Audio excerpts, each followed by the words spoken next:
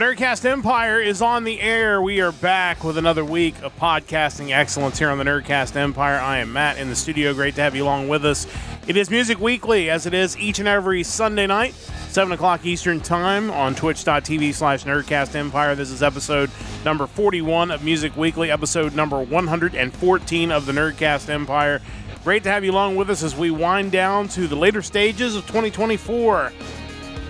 Only about 5 or 6 weeks left in the year. It's kind of crazy how fast it has all gone. But this week we are talking the best rock and metal releases from November the 8th. And it was a really good week in music, and we got some very interesting picks for you today on Music Weekly. Joining me in the studio, as always, the guy who puts all these lists together for this program. It's Mike. Mike, how's it going? It is going. Yeah, good week this week. I think a few less releases than the last few weeks, which was certainly nice to not have to go through over 100 tracks to find the gems. But yeah, pretty good variety, and looking forward to talking about it. Yeah, I think there was definitely some interesting stuff out there this week, which always makes it an interesting week to kind of get through it. There was stuff that was similar to the stuff we normally pick, but a lot of stuff that was kind of outside the box, and I think that makes for an enjoyable week when we're going through the list. And, of course, when we get around to talking about this week's picks, I'll post Mike's playlist. You should go to his YouTube page. You should subscribe to his YouTube page, because not only do you get his playlist each and every week, the stuff that we go through to try to pick the best releases of every given week, but also he has his own videos on his channel as well. So definitely want to check that out. And, of course, one thing that's been popping up on everybody's timelines, if you follow us on Facebook, or if you were on Instagram, or if you were on TikTok, or if you check out our YouTube page, you've been seeing Reels going up. That's kind of the new addition to our content library, and we've been getting caught up on those with kind of snippets of each week of the program, where we go through and we take the 4 bands that we pick, and you pick a couple other bands that were kind of on the fringe of getting picked, and put just little shorts together. And then on the weekends, we've had the releases of Mike's Vault picks kind of in collections over several weeks. But it's kind of an interesting way to kind of have a digestible version of our podcast in basically 1-minute segments. Yeah, absolutely. I think one of the best things about doing this is just the new music we discover, and even going back and revisiting some of the classic music that we've liked over the years. And I think the short form content's just a great way to give people a sampler of, hey, here's what we're listening to. Here's the music from X part of the alphabet or X range of years. Take a look at it. You know, just helping people find maybe some new favorite bands. And the big thing is they're very shareable. So if you see those pop up, please share them out there.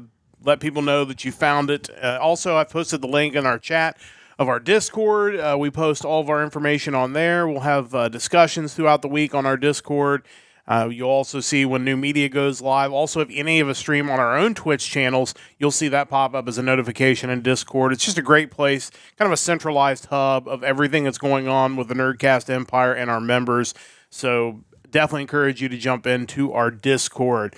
Real quick before we get to our news stories, no Thursday podcast this week. It is American Thanksgiving, and I just never know kind of what our availability will be. So we're not going to have our Anime Thursdays this week, but we will have a podcast on Saturday, as we will review the WWE Premium Live Event Survivor Series War Games, which will be coming up. Expect that podcast to start somewhere in the neighborhood of 9:30 p.m. Eastern. It is an earlier start time again, 6 o'clock Eastern for the Premium Live event. So we're kind of thinking 9:30 probably for our podcast.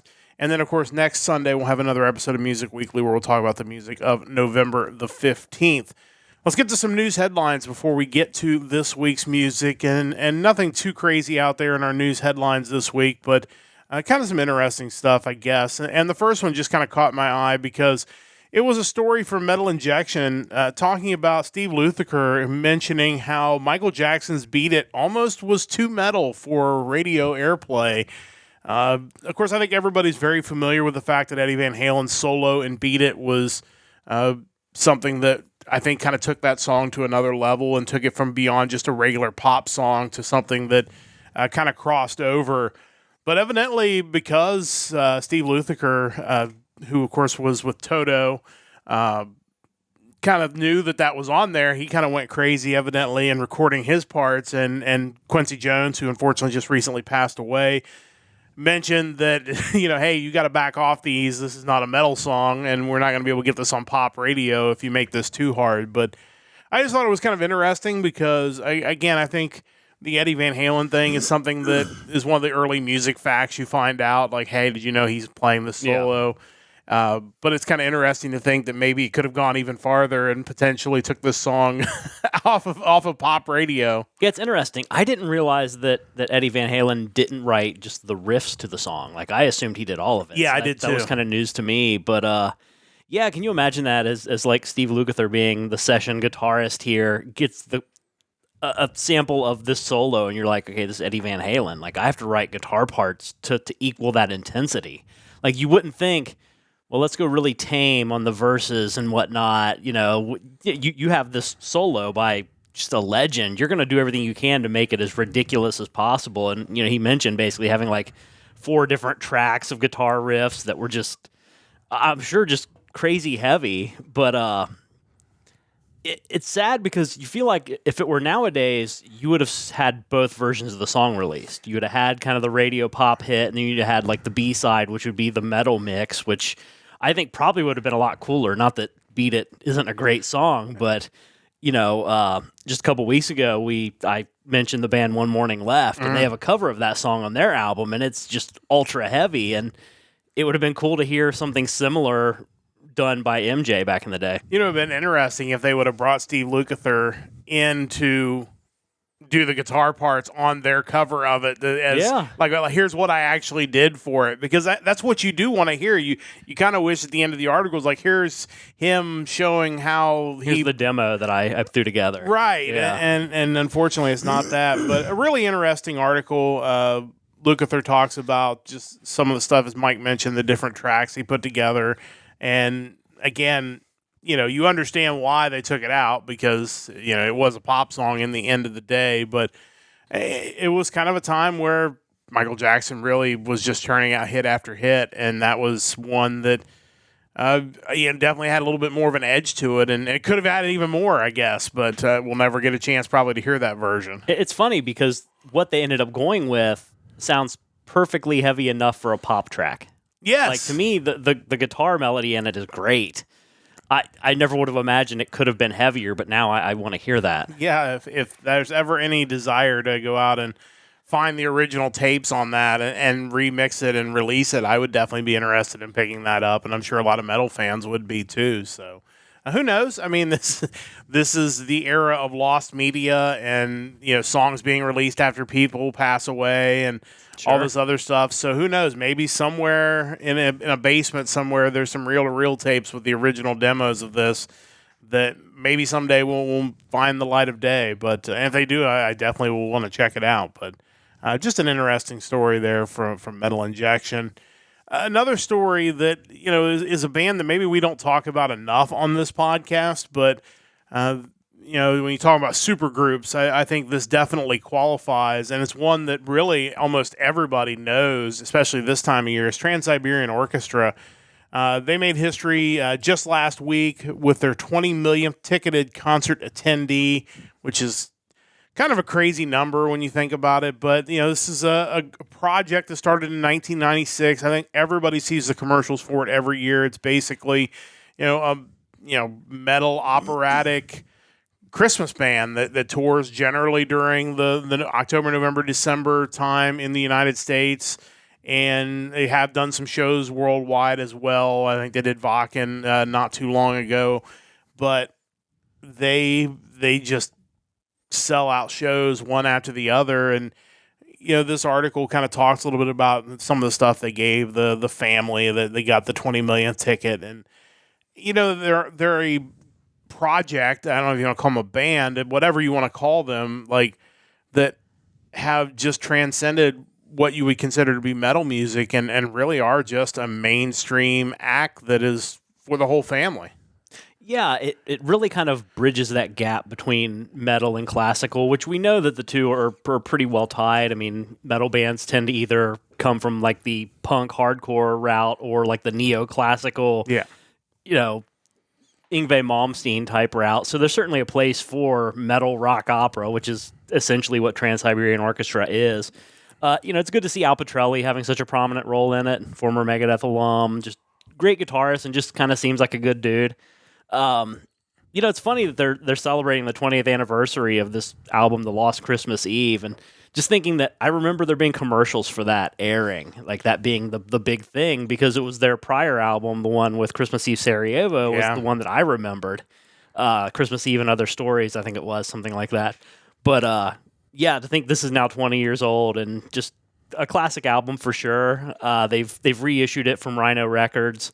It looked like it was sold out on their website, but if you go to Trans-Siberian Orchestra's webpage, you can still order the Lost Christmas Eve double vinyl re-release. There's kind of the standard issue for $40, and then the ridiculous limited edition one for $100 with like the solar flare vinyl color. It looks really cool, and obviously if you're a fan, probably worth getting into. Yeah, I would think so. And the one thing I didn't really know, although I kind of assumed about Trans-Siberian Orchestra, is it is kind of a multi-band act. There is an East Coast band and a West Coast band. We were looking into that a little bit before the podcast. And then a couple of the singers obviously jump off the page at you. Jeff Scott Soto does a lot of the singing on the West Coast side, while Russell Allen, who we've talked about on this podcast before.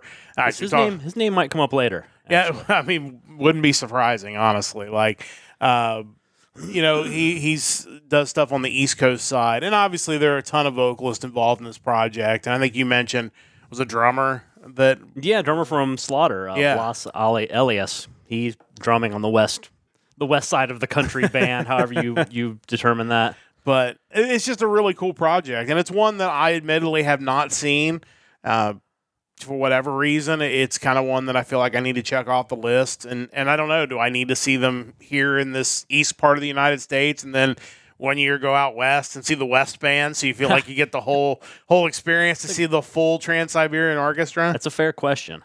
But really cool. And, great to see them have success. And odds are they're touring somewhere near you now or will be very soon. So if you're interested, check out their website for tour dates because it is that time of year where they're going to be out and be busy.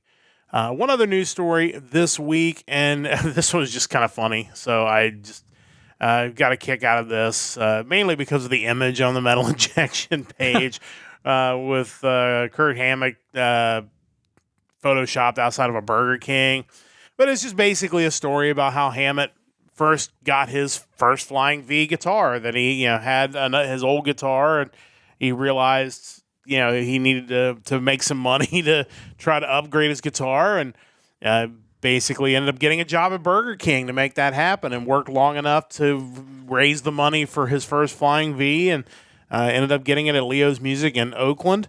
And it's one of those stories that kind of like the rest is history, I guess, where you have this, you can't imagine walking in, you seeing this guy at Burger King, and then a few years later, you're like, I know that guy. Like now he's in Metallica. He's like, and now, he served me a hamburger at Burger King like that. A Whopper and some chicken fries from that guy. Right. It's just kind of wild, but just kind of a cool story about, even these mega acts, these guys that are just filthy rich now, started out basically working fast food places to try to raise money for their dream.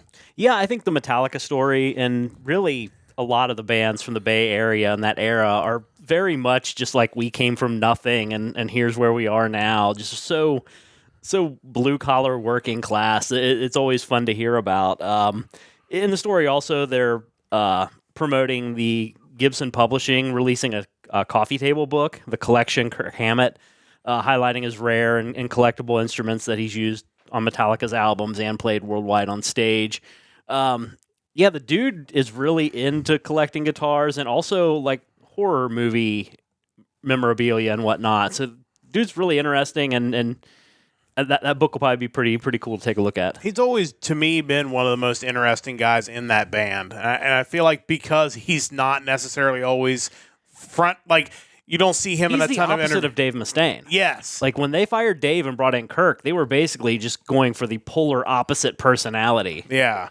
And to me, that makes him interesting in a lot of ways. As much as I like Dave Mustaine, like, they are they could not be any different as far as people. I don't think Dave was ever, alcoholism or not, was never going to really get along with Lars and James permanently, because I think they're all just way too A-type personality. Yeah. And I think that always would have come to a head, and I think that's why someone like Kirk Hammett fits so well, because he just seems so chill. Yeah. And even current bassist Robert Trujillo just seems very like a cool dude, like not really gonna, cause issues or be in your face. I think that's kind of what they need in their band. If you're gonna have a mega band, somebody in that band's got to be a go along to get along type guy. Like, you got to have the guy and sometimes even probably the mediator, the guy that just says, hey, like, we need to chill out. Like, because you have a couple of A-type personalities at the top of that band that probably, and certainly if you've seen some of the documentaries, don't always see eye to eye. So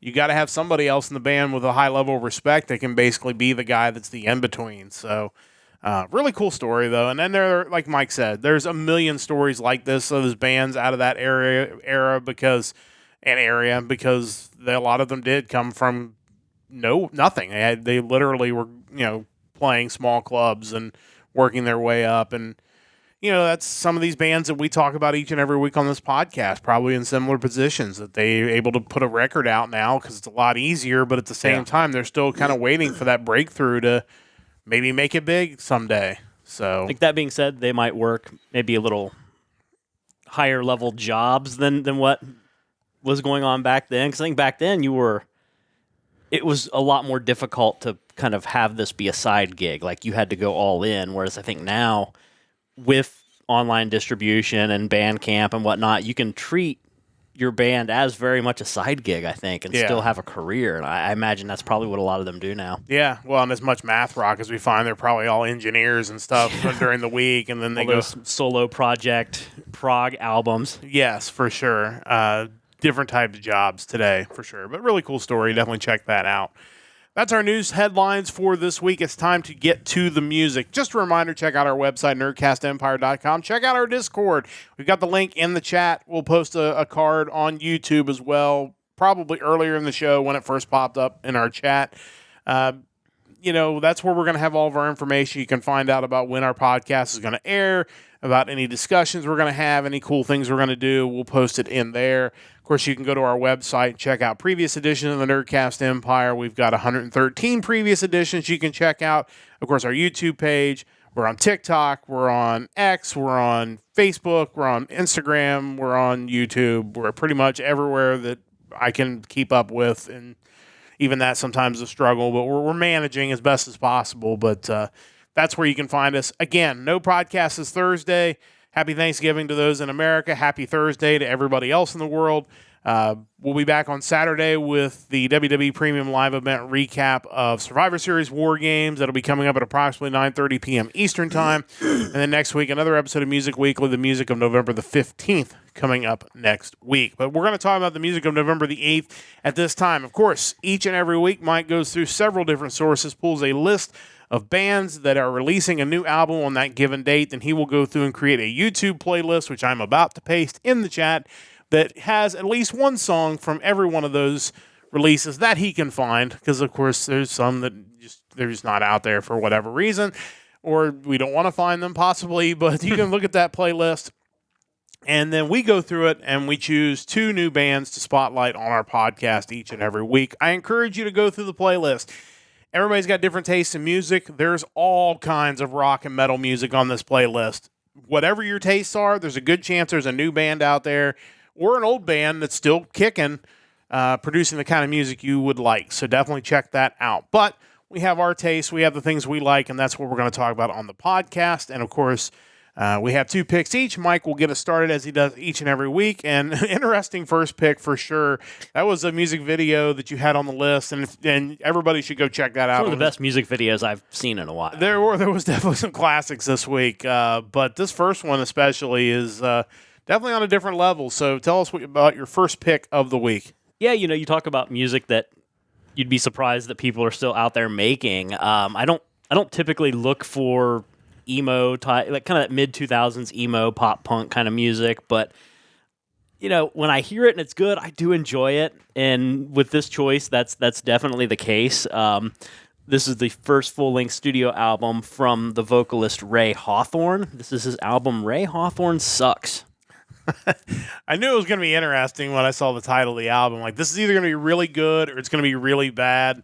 It turned out to be really good, so that's great. But yeah, it's definitely a style of music that we see more of than I would expect, but there are still a few bands out there doing this type of music, and these guys do it well. Yeah, this is the follow-up to his debut EP, Heartbreak Feels Good in a Place Like This, which I remember being on the list and kind of catching my attention when it came out, but I didn't pick it at the time. Fast forward to now, and the full album has come out, and yeah, I really enjoy it.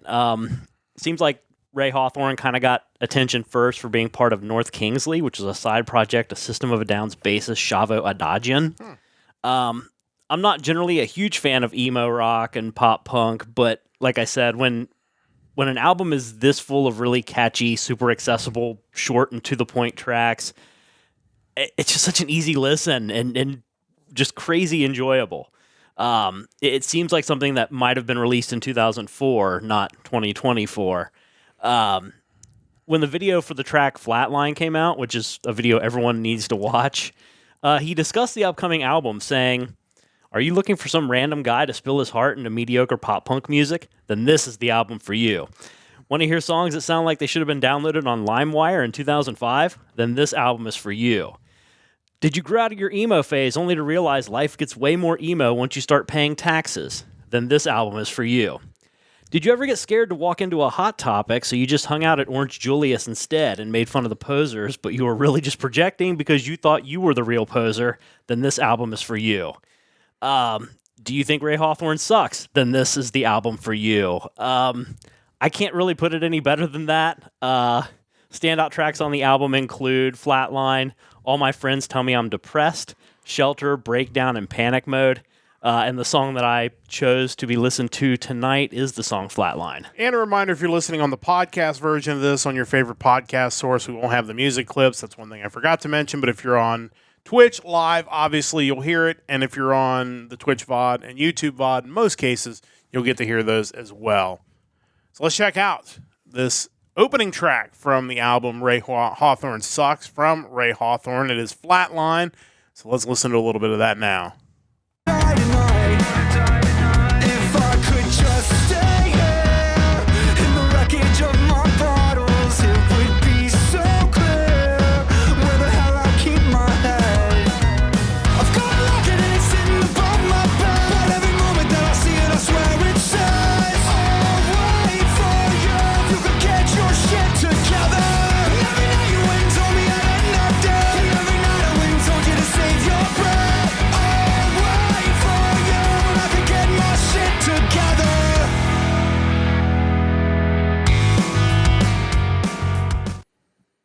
Yeah, I always appreciate these. I mean, there's 15 songs on this album. It's 35 minutes long. I think Bad Religion would be proud of these guys for getting in and getting out as quickly as possible. But it's catchy, and that video is ridiculous. And obviously, if you've seen the album cover, you probably have an idea what that video is going to look like, because we have a very downtrodden Muppet with a parental advisory sticker on him sitting on a vacant street, just depressed looking. And like, it kind of sums up what they're going for here. But very catchy songs for sure, and a pretty easy listen because it is just these short songs that kind of get in and get out quickly. It really feels like the prequel to Muppet Faces of Death. I feel like that's where this is heading if you just let it go a little longer. But yeah, if Bad Religion wrote about emotional stuff and Muppets and drugs more often, that would be Ray Hawthorne. Yeah, and somebody needed to fill that void. There was a hole in the market there. Absolutely. There was, but definitely check that out. That is definitely one of the more interesting picks of the year, honestly. Ray Hawthorne with his album Ray Hawthorne Sucks. Very interesting first pick from Mike this week. As always, you have two picks. What do you have for pick number 2? Yeah, so for pick number 2, it's no secret that the kind of music we tend to gravitate toward, whether it be melodic rock, power metal, symphonic metal, tends to more often than not come from Europe as opposed to the United States. So anytime I run into a band with that kind of sound and then find out that they're domestic, I'm always pretty excited when I check them out, and that's definitely the case with this band. My second pick is the debut EP from the Nashville, Tennessee-based symphonic power metal band. The band is Valkyrie's Fire, and the EP is called Ascension.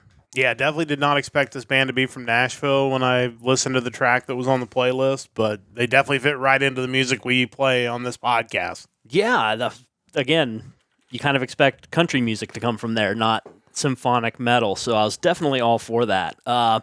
The band consists of Betty Floyd on vocals and Adam Sanders. Every time I saw that, I wanted to say Adam Sandler, and it was really bothering me. And Adam Sanders on vocals. They kind of have this dueling vocals thing going on.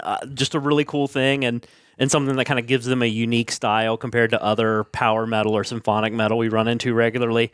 The band's rounded out by Joey Grimaldi on guitar, Ryan Matroka on drums, and Dave Hale on bass.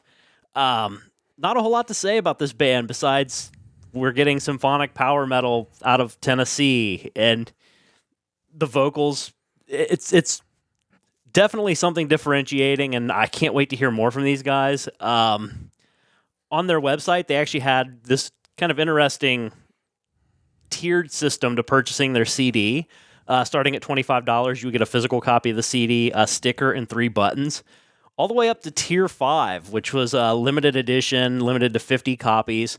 You would get a numbered wooden collector's box with it, a handwritten lyric sheet, a VIP pass with lanyard, a logo flag, 30 by 40 inch, signed CD, 2 stickers, 3 buttons, 2 T-shirts, a logo insulated tumbler, a signed postcard, and a signed poster. Wow. So I believe that one was $200, but they're definitely giving you options as far as how far you want to jump in. And I mean, yeah, it's the first EP, but I'm definitely excited to see where these guys go from there.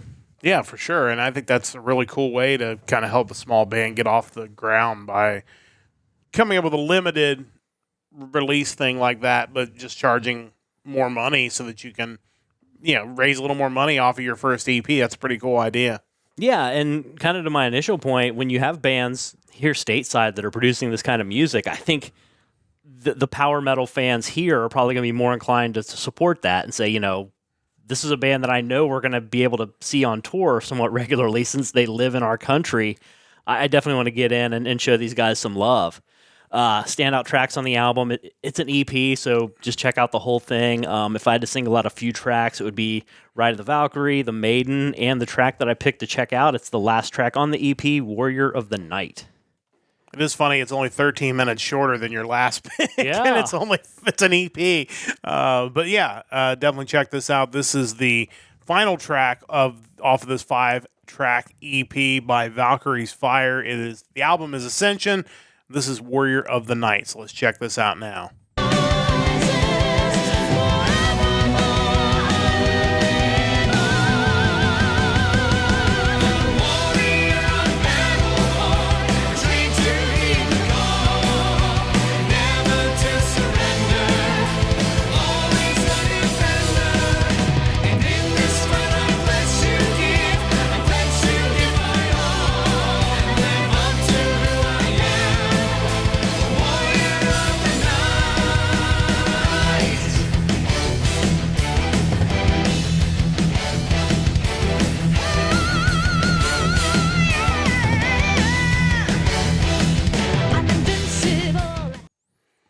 Yeah, I mean, the song that was on the playlist was really good, and it was one of those things like I was kind of going through the whole playlist, and I tried to jump through to the ones you've kind of marked, and I was like, oh, this is good, and then I looked and I saw that you already had marked it, like, oh, okay, well, that makes sense, because this is something that would definitely be up our list, on our alley, on our list, but yeah, it's really cool. Would kind of be interested to see if they tour this part of the country just because they're not very far away. The fact they're in Tennessee and we're in Ohio. And you do wonder, like, when you've got a band that's kind of just getting started and they're releasing EPs, how much are they touring outside of Nashville? Because obviously, you're in Nashville, you could basically just do Nashville because there's so many people that, Nashville has become, for those who maybe are outside the U.S. or don't really know, like it is kind of the young person hangout spot in the It's the eastern new Las Vegas. It is in a lot of ways. Like there are a lot of people that I know from Northern Kentucky who, when they wanted to have a party weekend, they would go to Nashville because it really wasn't that far of a drive, and you know basically just camp out and kind of like Memphis maybe was in a previous time where you basically could just walk from bar to bar and have this wild party. So I mean, a band like this could play a residency at a bar and probably do really well without really ever having to leave Nashville. So it's curious to see if they do get beyond that. Like, touring's expensive. It is, for sure. And, you know, if you can kind of set up shop and do pretty well without getting too far away, I think that's not a bad thing. And maybe, you know, if this album or this EP does well and they get to where they're doing a full-length album, then we'll see them kind of tour to support that. But if you're in the Nashville area or if you happen to stop through there, like so many people do, find these guys if you see them live somewhere and check them out, because this is really the kind of music that we want to support on this podcast. You just kind of wonder, you know, when I hear a band like this and find out that they're from the States, I just think this is a band that I feel like should play at, say, the Mad with Power Festival up in Madison. I kind of wonder what the appetite would be for similar power metal festivals in other cities. I mean, Nashville certainly being a possibility. Yeah, I mean, I would think anytime you're doing music, and because, like you said, you know, I think there was a time where Nashville was exclusively known for country music. I don't think that's necessarily the case anymore. I feel like you see a lot of mainstream rock acts that also, hey, we're going to go to Nashville. Because there's a lot of recording studios there, and again, there's just a ton of people there, so you can. You know, obviously they still have the Grand Ole Opry in Nashville, but you also see pop acts, or at least more mainstream acts, playing that even nowadays than just your classic country acts. But it's really cool, and it's cool that they're kind of from the area, a little bit farther south than us, but certainly wish these guys some success, and hopefully this LP, or AP, I should say, takes off, and they'll be able to continue to grow as a band. That just reminded me, I'd forgotten that like 10 years ago, Dave Mustaine actually moved to Nashville. So that's kind of where he's operating out of now, too. I feel like that's pretty common. I think that is, like I said, it's a really cool city, first and foremost. But, I mean, there's a lot of stuff there. I mean, if you're into sports, I mean, you have an NFL team, you have an NHL team. It's a reasonable drive to a lot of other big cities. Like, it's kind of in the middle of the northern South, if you will, kind of that area that's not the deep South, but it's not really the Midwest. It's kind of in the middle. It's driving. I mean, it's about 5 hours from there to Memphis because we've done that drive, and so it's really a cool place. And these guys are a cool band, so definitely check out Valkyrie's Fire. Definitely enjoyed that EP from them.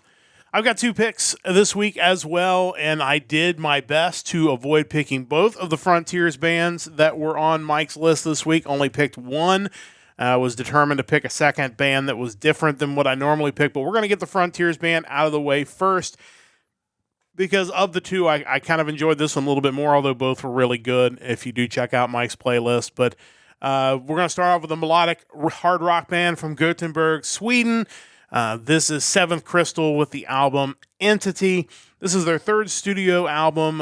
Was originally a solo project by Christian Fear, but has now grown to a 5-piece band, including Olaf Gadd on bass, Emil Dornerus on guitars, Gustav Lind on guitars, and Anton Roos on drums.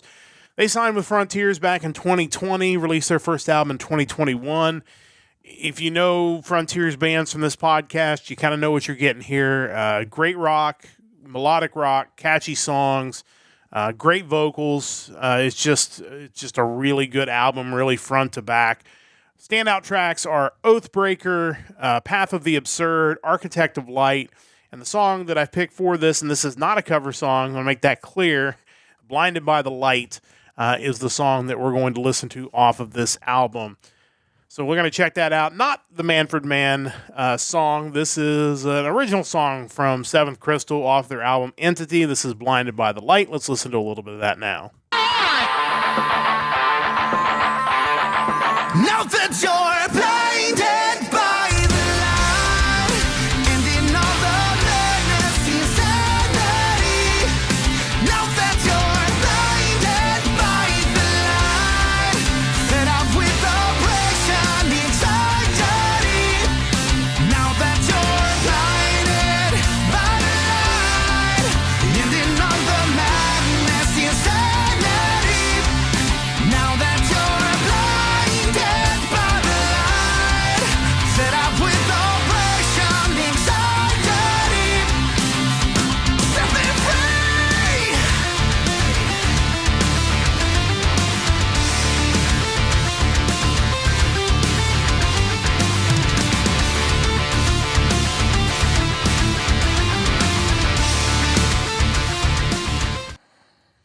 yeah, I mean, I wanted to pick that and kind of play a little bit of the solo there at the end of the song as well. Again, it's exactly what you would expect out of a band signed to Frontiers. Great vocals, great guitars, a little bit of an electronic sound at times, but just really good stuff from Seventh Crystal. Mike, your thoughts? Yeah, one thing I thought was interesting about these guys is they feel more modern than a lot of the Frontiers bands. Yeah. I think we run into so many that are either just legacy acts or acts including legacy musicians, or just bands that kind of have this retro thing to them where they sound like they might have been recorded in 1989. But Seventh Crystal sound very modern. They're melodic, but not dated in any way, shape, or form. Also, not any death metal side to them, which is odd coming from Gothenburg. That's kind of like the home of melodic death metal. So that's kind of wild. But yeah, I'm glad that wasn't a cover of Blinded by the Light, which is itself a cover song. Man for Man covered the Springsteen song, but yeah, I definitely prefer this version. Yeah, for sure. It's far better than the original, regardless of which version you hear. But yeah, the fact that they do have a modern sound, the fact that it fits the Frontiers label, but it is not maybe. It's weird that it fits, but they don't feel like a Frontiers band necessarily. Like in that, like when you say Frontiers band, that's not necessarily what the audio image that you get. Yeah. But it's really good. I really enjoy. This was kind of a no-brainer once I listened all the way through this one. Definitely strong album. But definitely check out Seventh Crystal. Really enjoyed this. So because I picked one of the two Frontiers bands, I was doing my best to try to pick something that was a little bit different, to try to find something that maybe didn't always fit exactly what I picked for this podcast. And I think I found it with my second pick. This is a rock band from southern Germany that debuted in March of 2020. It is Tame the Abyss with They Live Again. They kind of bounced around with some EPs and tried to kind of find their way. Had signed on with another label. It didn't really work out. So they started their own record label, Plastic Fang Records, and they released this as their first release on that label. What was interesting to me reading up on this is all the songs from this album, They Live Again, were recorded live without many overdubs or post-production tricks.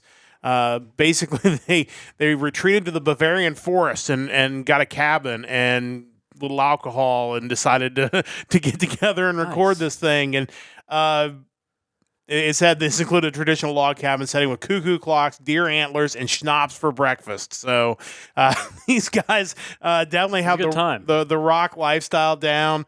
It's classified as alternative, and I think I can hear that. There are definitely some. I couldn't really pick like one band that they sounded like, but I definitely heard some influences of several alternative bands that kind of fit in. But it's very catchy music, just a very solid album beginning to end. Singer-guitarist George Rage, drummer Peter Schertl, and bassist Jan Szymanski involved in this. But I really kind of dug this, and I think these guys have the potential to really do something good as they continue on. Standout tracks include Deep In, This Is the Love, Burn 'Em Down, and the song I chose to play for the playlist is Man is Wolf to Man. It's an interesting title for sure, but it is not, as it turns out, either related to Manfred Mann. But this is Tame the Abyss with the album They Live Again, their debut album. The track is Man is Wolf to Man. Let's listen to a little bit of that now. Many days on this road I roam home. I could feel everyone is all alone. And someday we might be the slime. But today, man is wolf to man.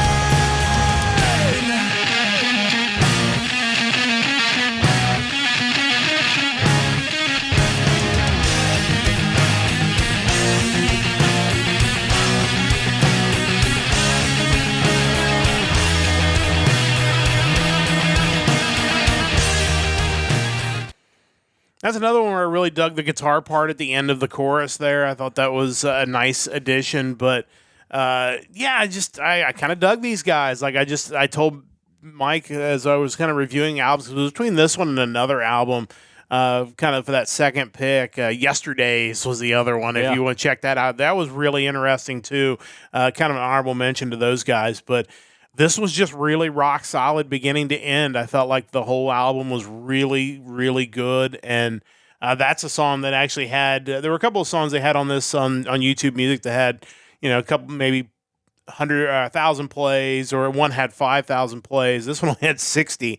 But I think it's a really cool track that maybe people are sleeping on right now. But really, really interested to see where these guys take off from here. Your thoughts on these guys? Yeah, really cool stuff. I mean, you get a little bit of like stoner metal vibes, only I feel like the vocals are better than what we typically hear out of the stoner bands. But yeah, I think kind of alternative metal probably fits, and I think the idea of recording it mostly live kind of lends more to that alternative label where you're not really looking for it to feel super produced and polished, but still came out sounding really good. So that's, definitely want to hear more of these guys and see where they go. Yeah, for sure. Definitely check out Tame the Abyss. Really dug their new album, their first album, as I just got some sort of weird sound notification. Not sure where that came from, but we'll figure that out as we go on. But with that said, that wraps up our new music for this week, and we're going to head to the vault, where each of us will give you some classic albums you need to check out.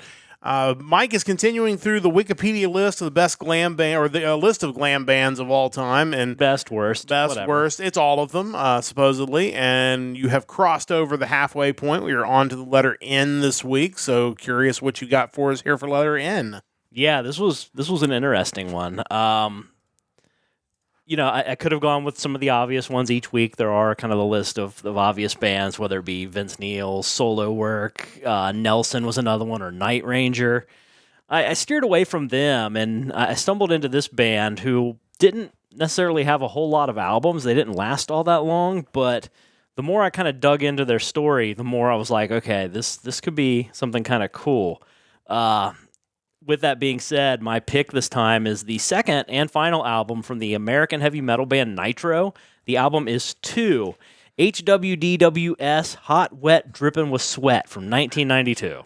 Do want to update you. That noise evidently was we have picked up a new follower on Twitch. So, Sabby G11. So we are up to 27. So awesome. A live update on the podcast right Thanks before you for get joining us. Thanks for joining us. We really appreciate it. So.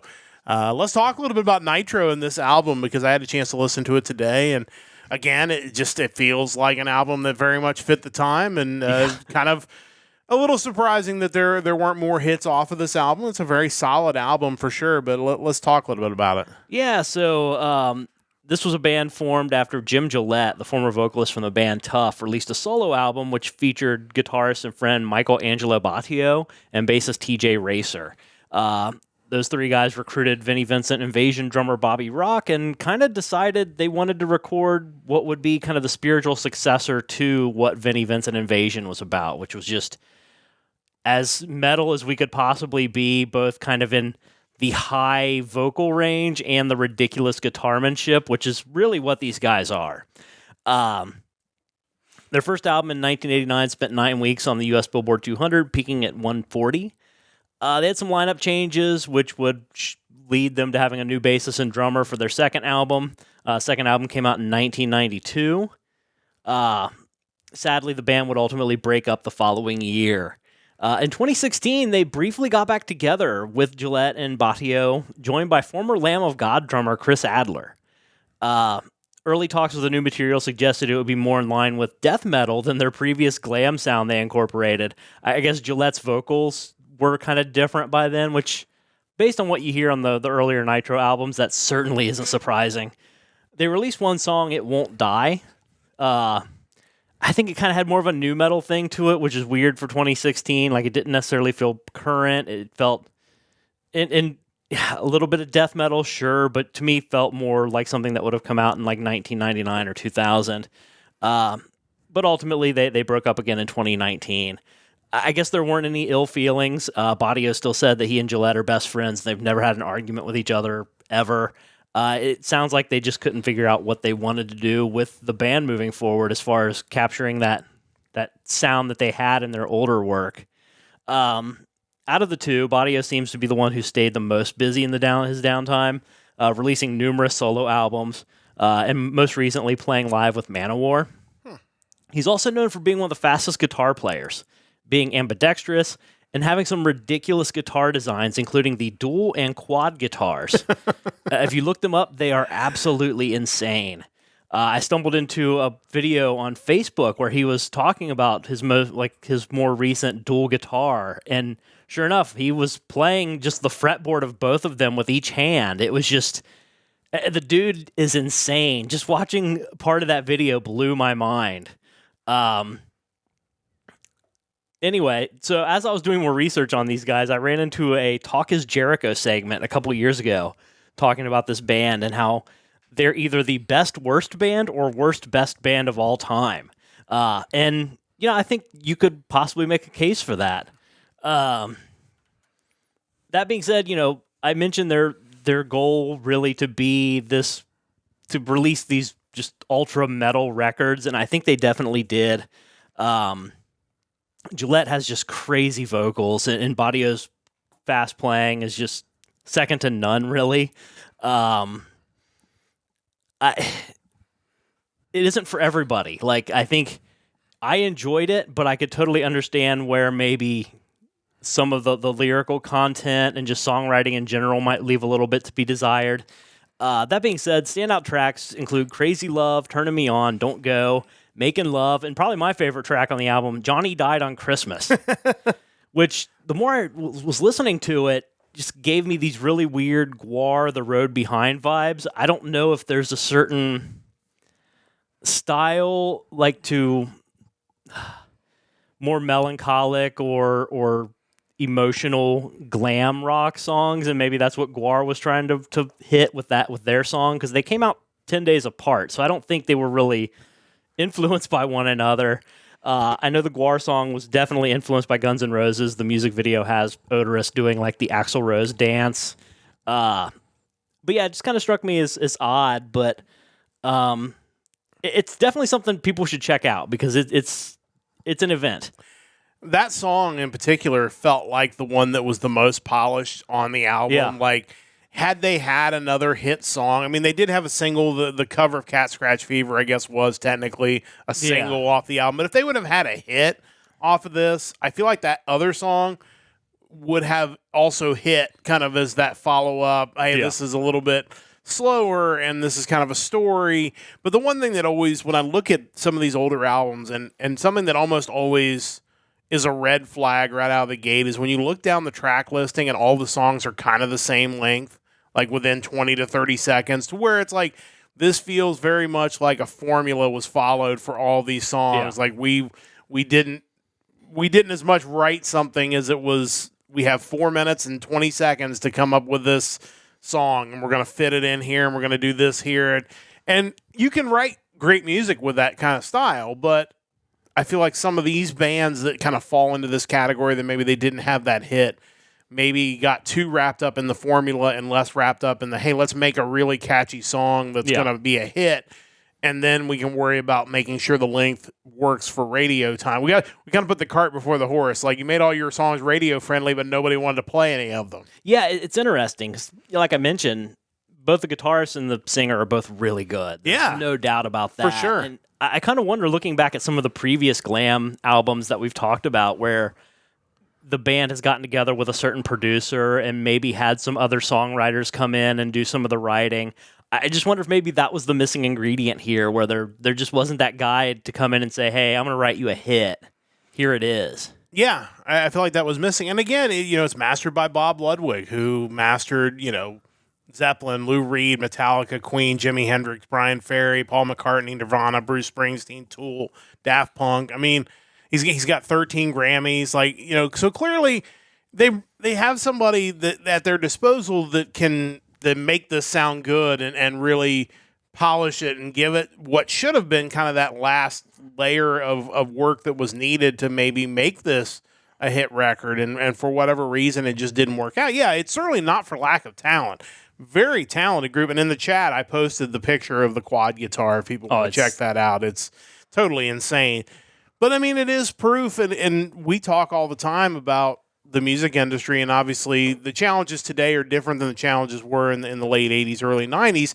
Back then, it was, hey, we've got talented guys. We have a good producer and a good, master, and, clearly we've produced this thing that should be a hit, and it doesn't hit. And then that's your last album, and that's basically the end of the band.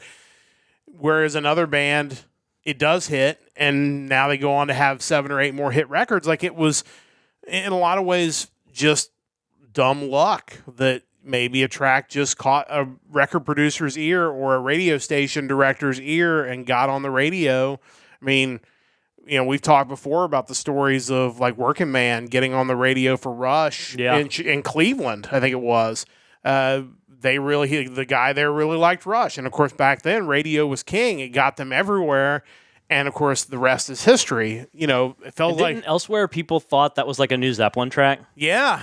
I think that was probably why, it got requested early on. But it was but something like this. Like, if the right guy would have found some of this really catchy and hit-worthy, who knows? Maybe these guys would have never broke up. I just wonder, too, because you think their first album did have some modest chart success, but here the second one's coming out in 1992. Like, you're right on the... You're right there at the cusp of everything falling apart, and you just think, like, was it a matter of nobody wanting on the production side to put in the effort to say, hey, we need better songs on here? It was more like, hey, let's get this done and out the door. It could be. We're running out of time. They didn't know that, maybe, necessarily, but maybe if it comes out a couple years earlier, maybe, too, they get the opportunity to get somebody that could have given them a hit song. But again, it was a catchy listen. I listened to the whole thing today, and definitely worth checking out if you're a fan of that style of music. Maybe you've never heard of these guys, but I definitely encourage people to listen to it. Nitro. You can listen to their whole collection because they don't have a whole lot of it, unfortunately. But that is Mike's Vault pick for this week. We are continuing through the years. We are up to 2005 with my Vault picks, and this is a big year. Mike has already told me he's got a bunch of the albums from 2005. Just looking at my iPod, like the albums I own from 2005, it was just a monster year. So he'll have probably more on his list than I have on mine because, again, a lot of times I know the stuff he's got, but I can't pick it off a list on Wikipedia. So we will get to a few of the big ones. And this was a year for me, as kind of noticed by my pick, that I really did start getting into J-rock and J-pop, and that became a heavier influence on my music taste as we get into the mid-2000s. But we'll get to some of the other ones. Honorable mentions. In Your Honor from Foo Fighters. Feels like every week we talk about a new album from them, but Best of You was probably the biggest song off of that album. Really good stuff from those guys, as always. Octavarium, had to mention that one. I'm sure that's probably on your list. It sure is. Dream Theaters, you have to listen to it. Obviously, it's interesting on the Wikipedia page. They have the different keys that Octavarium is played in and the different tracks, which is pretty interesting stuff. That's if wild. you're into music theory and all that good stuff. But obviously, the last 24 minutes is Octavarium in all 5 parts. A 75-minute album. It's 8 songs. The title track, for being 24 minutes, is amazing. It is, for sure. Like, it's definitely one you need. If you have any interest in progressive rock, maybe you haven't gotten into Dream Theater for whatever reason, that's a good place to jump in. I mean, they've got some catchier songs because they're shorter, but they got this too, and it's everything's shorter than 24 minutes. Well, even their short songs aren't short songs. They're like 8 minutes. Like they do have a 4-minute 29-second song on this album. I Walk Beside You. That one, it honestly, could have been on the radio. Yeah, if people were playing that kind of music on the radio, it's very. I don't want to say poppy, but it's very accessible for Dream Theater. For sure, which is kind of tells you about Dream Theater as well. But great stuff. Definitely check that out. A Fever You Can't Sweat Out, the debut studio album from Panic at the Disco. Now, I was never really a huge fan of these guys, but I do have to mention the track I Write Sins, Not Tragedies, which was on Great this song. album. That's a great song. That's their best album. It is, for sure. And it is this time where these bands were all releasing these albums with ridiculous song titles, like the only difference between martyrdom and suicide is press coverage. True. And lying is the most fun a girl can have without taking her clothes off. Classic. So, yeah, I mean, it's just, there's a good reason these tables are numbered, honey. You just haven't thought of it yet. Again, this is their best album, and I Write Sins Not Tragedy it's a great song for that time. From Under the Cork Tree, the second studio album from Fall Out Boy, they were getting into the time where they were going to be in every AMV created for about 15 years.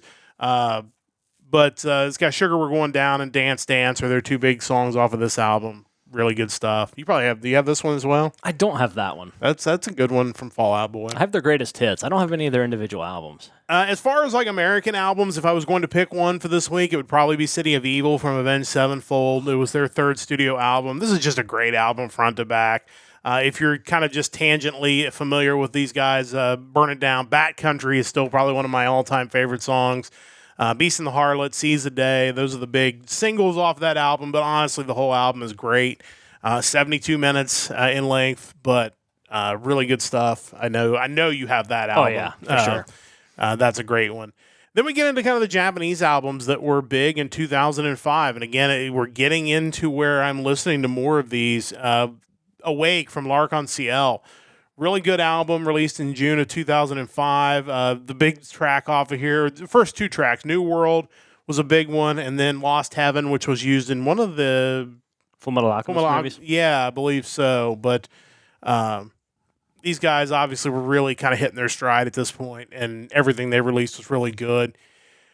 Orange Range released the album Natural in 2005. Really notable because the song Asterisk is on this album, which obviously was a huge song. The Bleach open, I think, underrated even to this day. The fact that people don't consider it the best Bleach open means it's underrated. Yeah. What's interesting is the greatest selling album by Orange Range for this year was actually the one they released in 2004, which had the song Locomotion on it. Why?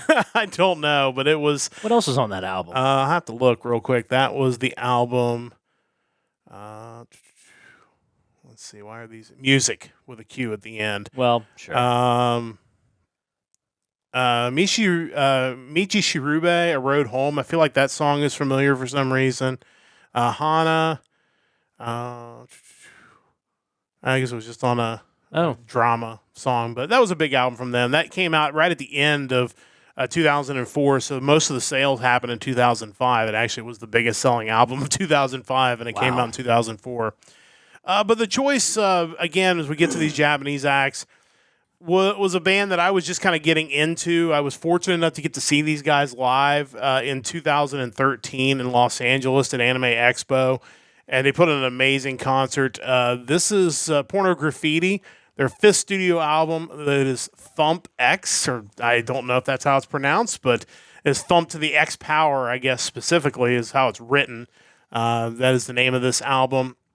It's a great album from these guys. It was one of the early Pornograffitti albums I bought. It's definitely a front to backer for me, but songs like Tasagari Romance, Roll, Sister, Dreamer, Shine on the Beach, Push Play is a really good one with a great kind of guitar part at the beginning. And Let's Go to the Answer, which is the last track off of this album. Reached number one on the Oricon chart, charted for 19 weeks, sold over 400,000 copies, and was the 29th most selling album of 2005.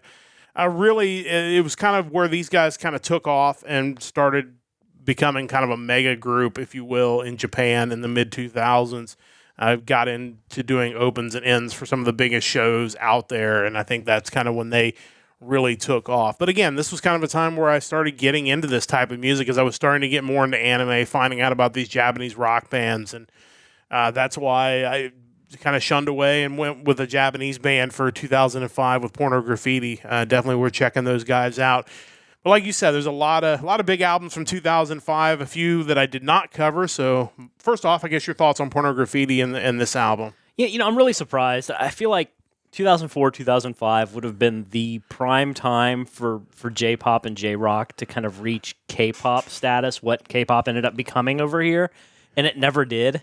Really? And I just feel like you had the songs, you had the bands. Why didn't it take off more than it did? Yeah, and I really don't have an answer to that. I mean, I remember when we had International Channel, they would have like K-pop music shows, and I never watched them because at the time they were mostly like sad songs. Really emotional. Yeah. Almost like little mini movies in song form. It was almost like they figured out the boy band, girl band thing in the Far East.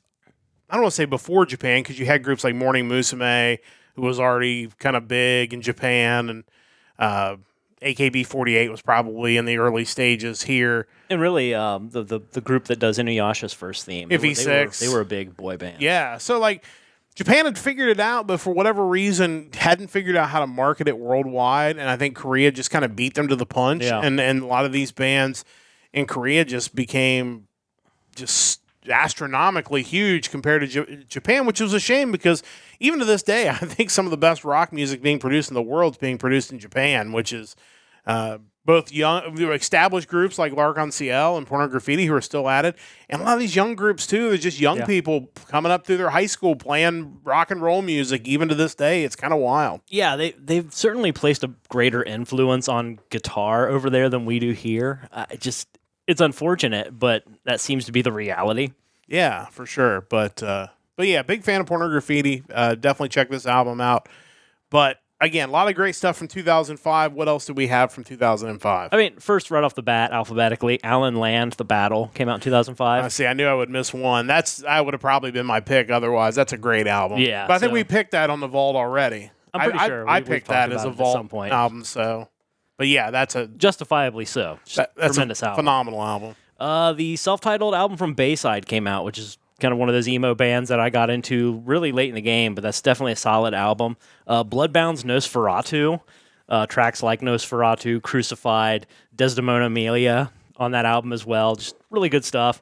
If you're into kind of more of the stoner prog kind of stuff, we have Cathedral's Garden of Unearthly Delights. Oh, yeah. One of my favorite songs of that style ever, the North Berwick Witch Trial, is on that album. Just got such an amazing, like, ultra down-tuned guitar riff to it. Just so cool. Darkmoor Beyond the Sea, an album that I got acquainted with actually at the gym, just listening to either Pandora or iHeartRadio, some sort of power metal mix that was giving me a lot of Darkmoor. Really cool band. Songs like Before the Duel, Houdini's Great Escape, and Going On. One of the best supergroup side projects that I know of, Demons and Wizards, released their second album, Touched by the Crimson King. A lot of songs inspired by literary works, including a lot of Stephen King, just by the Crimson King title alone. Tracks like Crimson King, Terror Train, The Gunslinger, Wicked Witch, Spatial Architects, just an amazing album. Hansi Kirsch and John Schaefer getting together and just producing magic. We have Ed Guy's Superheroes EP. Yeah, that's a great EP. For an EP, definitely a good one. Halloween's Keeper of the Seven Keys, The Legacy came out. Yeah, I saw that one on the list too. Really cool. They kind of went back and revisited the Keeper theme. It was a double CD that came out. Really cool tracks like King for 1,000 Years, Mrs. God, Occasion Avenue, Come Alive. You know, when it comes to like Andy Darius era Halloween, that's definitely some of the best stuff. Hymns, Darklight. Yeah. Tracks like Rip Out the Wings of a Butterfly, Under the Rose, Killing Loneliness. Judas Priest, Angel of Retribution, was their first album having Halford back in the band since 1990. Definitely worth checking out. Master Plan, Aeronautics, tremendous album also. Songs like Back for My Life, Wounds, I'm Not Afraid, Headbangers Ballroom, Falling Sparrow.